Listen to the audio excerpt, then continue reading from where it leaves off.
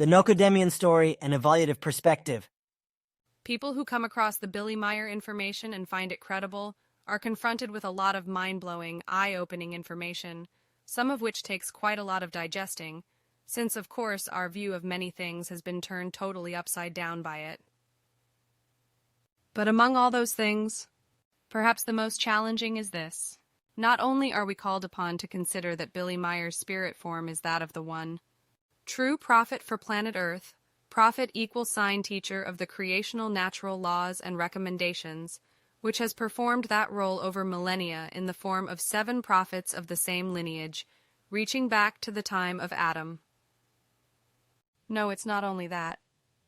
We are then called upon to consider the explanation that Billy Meier's spirit form is that of a universal prophet, a unique spirit form with the role of providing the teaching of the truth, the teaching of life, the teaching of the spirit, to human beings throughout our entire universe, stretching back billions of years.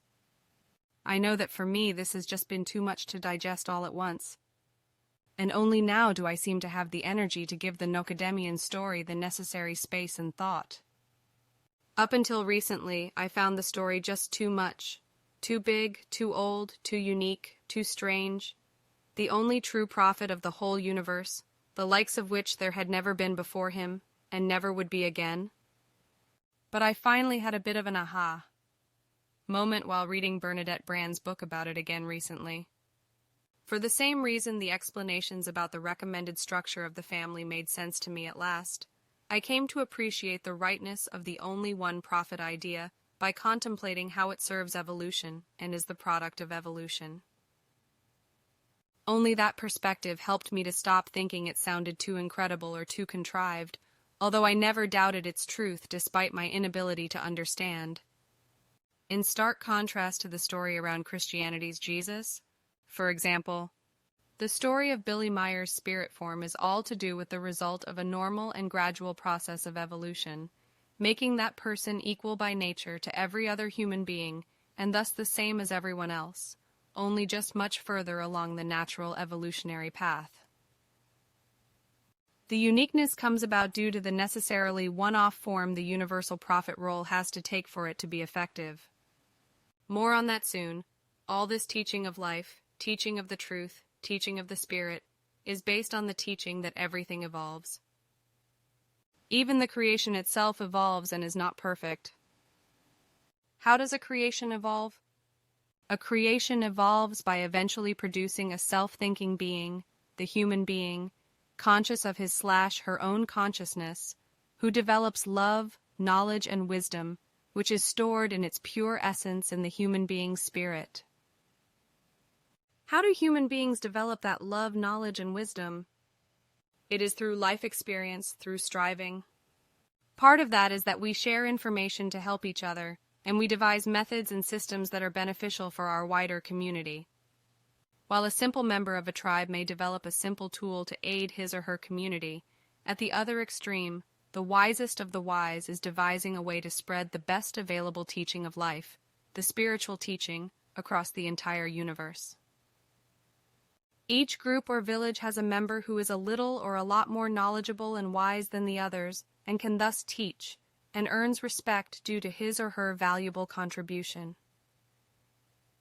In the case of Nokodemion, with a great deal more knowledge and wisdom, the evolution of all the human beings is furthered, the level of love, knowledge, and wisdom of the entire peoples of the universe. He achieves this through creating his own special people who are taught the teaching from birth and are raised to spread it throughout the universe, thus preventing needless and great deviations from the true path by peoples who had never been taught by more advanced ones. Billy explains to Ptah, in the 356th contact on the 7th of May 2008, that it is a creational law that every universe produces a universal prophet, and only one, in order to ensure the evolution of the people. The fact that a figure emerges in the creation's universe and takes on the duty of a proclaimer, that is to say, a prophet, is determined by a creational law, and namely so that a basis of knowledge and wisdom is conveyed to all consciousness, based evolutive life forms, indeed the human life forms, from which they can learn and evolve. If that were not the case, and if such a proclaimer had not emerged already in very early times, who brings and teaches a certain evolution-capable knowledge, as is given through the high spiritual level of the Arahat Atharsata level, and given by this to the proclaimer and spread by him, then there would be no evolution of the consciousness. Endpaterne 19. Dass eine Gestalt im Schöpfungsuniversum auftaucht und die Pflicht eines Künders, that is to say, Propheten übernimmt, ist durch ein Schöpfungsgesetz bestimmt. Und zwar darum, dass allen bewusstseinsmäßig evolutiven Lebensformen, eben den menschlichen Lebensformen, ein Grundstock an Wissen und Weisheit vermittelt wird, woraus sie lernen und evolutionieren können. Wäre dem nicht so und würde nicht ein solcher Künder schon zu sehr früher Zeit in Erscheinung treten, der ein gewisses evolutionsfähiges Wissen bringt und lehrt, wie es durch die hohen Geistebenen der Ebene Arahat Atharsata und von dieser dem Künder gegeben und von diesem verbreitet wird, dann gäbe es keine Bewusstseinsevolution.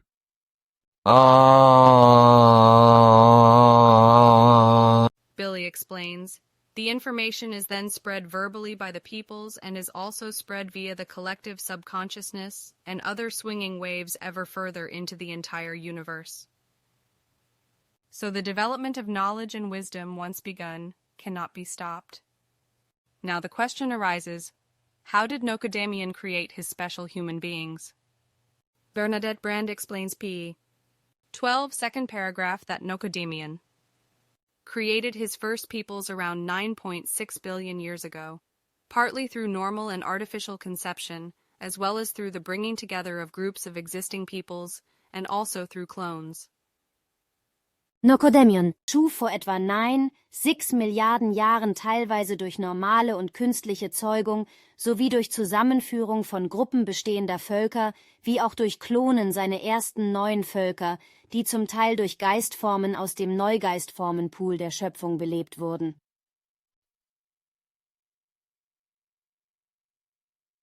So he did not actually create spirit forms, but rather clones and others which took up the existing spirit forms created by creation. Even a great teacher, proclaimer, has to abide by the laws of creation. As ever, it is logic, not belief, that makes this fantastic-sounding story credible. If there was no prophet educating the other human beings and who was advanced beyond all other human beings in the universe, how could evolution continue? And if he or she did not bring knowledge, love, and wisdom from above the level of the physical human beings of the universe, thus from the first purely spiritual level into which he had evolved, then how could the physical people evolve further than they were? And that introduces the story about Nokodemion coming back from the spiritual realm of Arahat Atharsata, a story which again once grated on my poor, once religiously infected world of thoughts, which still recently wanted to reject everything that sounds like the religious nonsense. But where Jesus is supposedly came back from the dead to save us from our sins, thus removing our reason to correct our own behavior, Nokodemion came back from the Arahat Atharsata level, where his spirit form had evolved to spread the teaching once again, so that it would never be forgotten again. This was to correct for problems that occurred as a result of the original plan which had, over millennia, partly gone wrong due seemingly to a couple of oversights by Nokodemion when he brought his peoples together. With evolution comes errors and setbacks, even for a prophet. But what about the fact of Nokodemion being just one individual spirit form, albeit returning innumerable times as different personalities through various incarnations? This is answered by the explanations addressing the need for order. More than one leader creates chaos, and more than one prophet creates factions and rivalries. Again, logic. Through Nokodemion's intensive instruction, the peoples he brought into being did evolve very quickly, but in a way that was too theoretical because they lacked the experience and wisdom that would have prevented a faulty development, Fehlentwicklung. And p. 13. Those that Nokodemion brought into being as clones or by means of artificial procreation, who had fully developed bodies capable of intellect and rationality, but were inhabited by newly created spirit forms, lacked a normal consciousness development that would have occurred had they begun as the basic or form human being, and evolved to that point naturally. they had a deficit of instinct and intuition. They lacked a complete foundation for the Geisteslehre that Nokodemion provided them with. And so they went the wrong way much later, after Nokodemion was no longer around, and they had to then make up the lacking experience over a long period of time. Nevertheless, they still reached the evolutionary seal that Nokodemion set for them, and eventually entered the level of the High Council, as all spirit forms eventually do, in the aimed-for time period. Perhaps we see reflections in the current form of the Geisteslehre of these experiences that Nokodemion witnessed as a result of his program, in that it is so often stressed that no steps can be missed in our evolutionary journey, and that we must not just have book knowledge, but real experience of the teaching.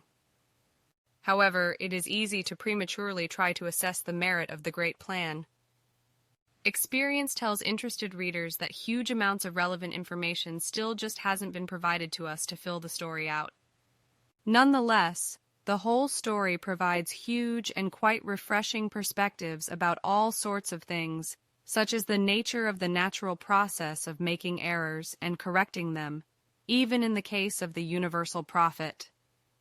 So in this story we can see that, along with such diverse things as love and errors, and system and order, prophets, carefully embedded in that system and order, are also necessary to bring about the evolution of the universe. Vivien Leg,